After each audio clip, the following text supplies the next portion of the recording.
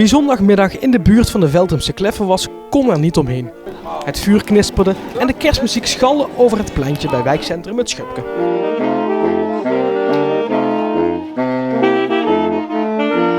Wat is er vandaag hier allemaal te doen? Nou, hier is een prachtige kerstmarkt georganiseerd en het weer is geweldig. Ik kan niet anders zeggen. Als ik in Duitsland naar de kerstmarkt ga, dan is het ook buiten, dus nu ook.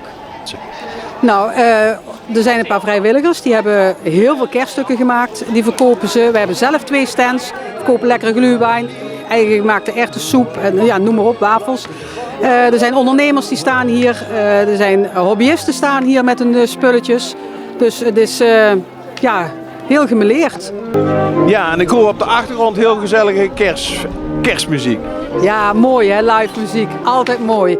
Dat is onze Martin met zijn saxofonisten allemaal. En die hebben dat allemaal ingestudeerd voor vandaag. Samen met Gerne van Lierop, Ingrid Peters, Paul Vessel, Huub van Ool en Jopie Reinders zette Petra de markt op poten. Het initiatief is vorig jaar ontstaan. Door de corona kon het niet georganiseerd worden. Dit jaar hebben we ook nog corona, maar nou mag het buiten.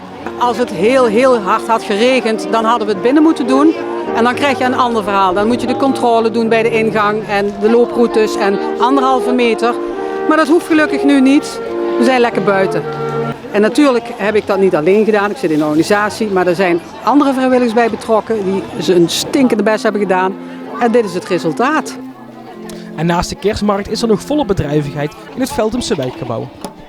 We hebben ook wekelijkse activiteiten, kaartclub, we hebben de Zumba hier zitten, we hebben Me on Stage, dat zijn kinderen die worden opgeleid voor theater, musical en ja, dankjewel.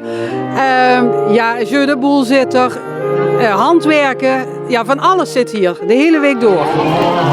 Ho, ho, ho.